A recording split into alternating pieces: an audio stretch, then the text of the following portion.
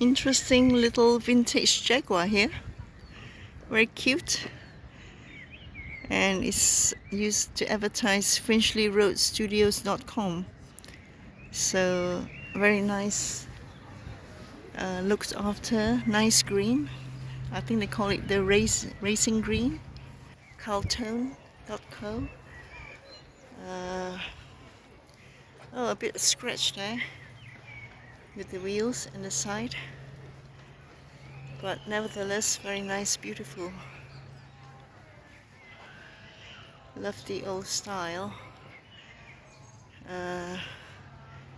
XK140 Jaguar, Coventry, England. So yeah, the Jaguar used to be, I think they still are, near Birmingham, Coventry there.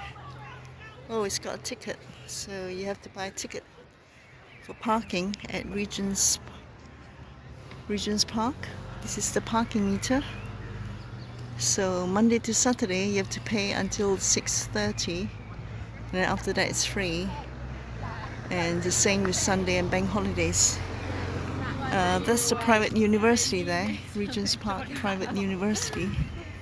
So you have the inner and outer circle of Regent's Park, and that's where the deck chairs and the cafe are.